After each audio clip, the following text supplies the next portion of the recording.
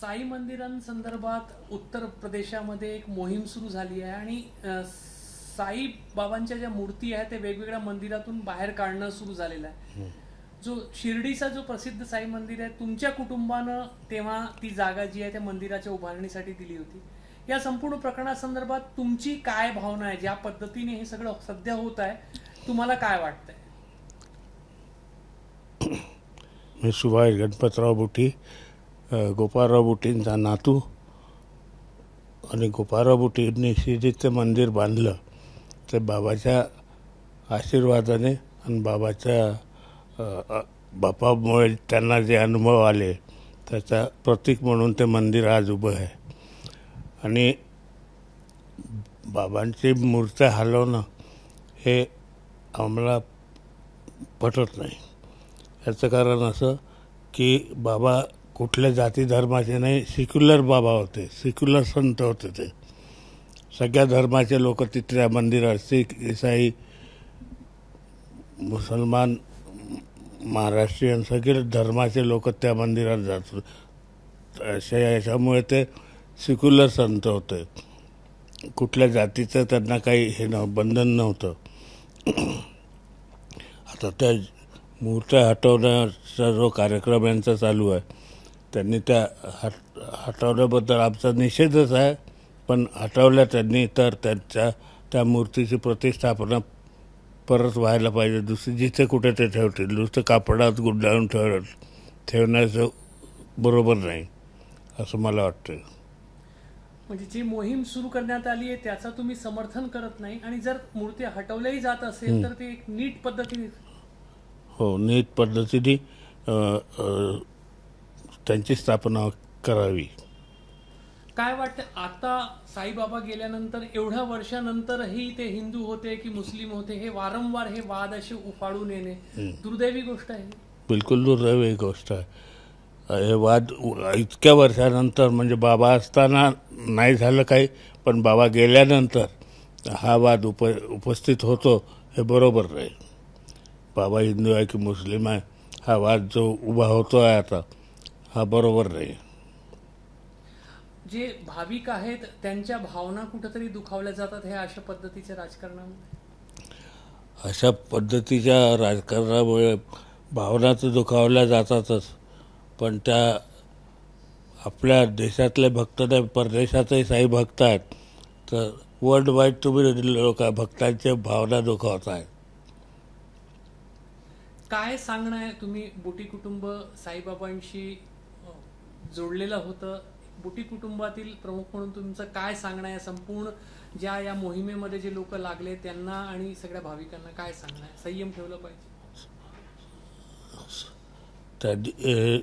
हे कार्य करताना त्यांनी भाविकांच्या भक्तांच्या भावनांचा आदर केला पाहिजे, विचार केला पाहिजे, आणि त्या हिशोबाने कार्यक्रम केला पाहिजे. कल्याणताई, ज्या पद्धतीचं उत्तर प्रदेश आणि उत्तर भारतातील काही ठिकाणी होत आहे, साईबाबांच्या मूर्त्या इतर देवांचे जे मंदिर आहेत तिथून बाहेर काढल्या जातात, बुटी परिवार शिर्डीच्या साई मंदिराशी जोडलेला आहे. तुमच्याच पुढाकाराने त्या ठिकाणी जागा आणि मंदिर तुमच्याच पूर्वजांच्या पुढाकाराने झालं. काय वाटते बुटी कुटुंबाला हे संपूर्ण वादाकडे पाहून? आम्हाला अतिशय वाईट वाटतं आहे. कारण जेव्हा साईबाबा होते तेव्हा त्यांनी हिंदू आणि मुसलमानांना अतिशय एकोपाने ठेवलं. पण साईबाबा गेल्यावरसुद्धा त्या ठिकाणी असंच वातावरण निर्माण झालं की साईबाबांना हिंदू पद्धतीने करायचं की मुसलमान पद्धतीने. पण त्या ठिकाणचे आमचे जे आजोबा होते गोपाळराव बुटी, त्यांनी सांगितलं की साईबाबा हे हिंदू पद्धतीने करू. पण ज्यावेळेस त्या ठिकाणी इतर लोकांचं म्हणणं पडलं की साईबाबा तसे मुसलमान होते, आपण त्यांची समाधी बांधू. सगळ्या लोकांचा विचार करून गोपाळराव बुटींनी त्यांची समाधी बांधली. समाधी म्हणजे त्यांना त्या ठिकाणी हे केलं. आपण लोकांनी त्यांना जाळलेलं नाही आहे, आपण त्यांना दफन केलेलं आहे.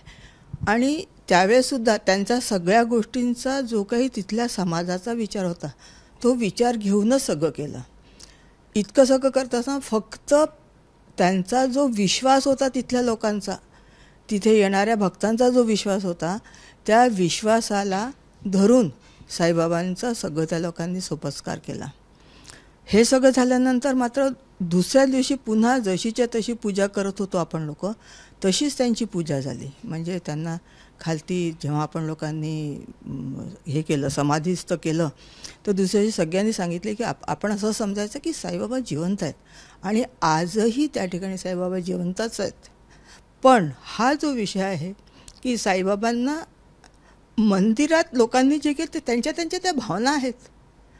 त्यांनी त्यांना देवाच्या रूपातच पाहिलेलं आहे. असं नाही आहे की साईबाबा मुसलमान आहे की हिंदू आहे की, बिलकुल नाही. देव, मग तो कोणताही देव असेल त्यांचा, कृष्ण असो, काय म्हणतात त्याला, शंकर असो, कोणी असो, देवाच्याच रूपात पाहिलं.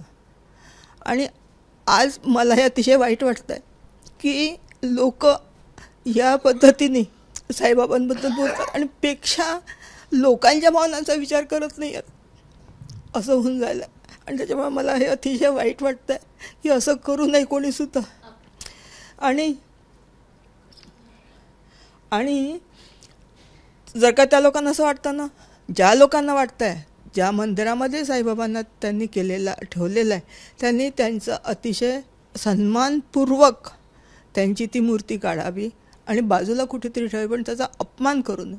फक्त आपलं हेच म्हणणं आहे. पुन्हा प्रस्थापित केली पुन्हा झाली पाहिजे व्यवस्थित प्राण प्रतिष्ठा करून हिंदू पद्धतीनेच, कारण ते हिंदूंच्या देवळातून आपण काढतोय त्यांना, त्याच्यामुळे त्यांची व्यवस्थित पूजा अर्चा सगळी व्हावी आणि ते सगळं व्हावं हीच माझी इच्छा आहे. एबीपी माझा, उघडा डोळे बघा नीट.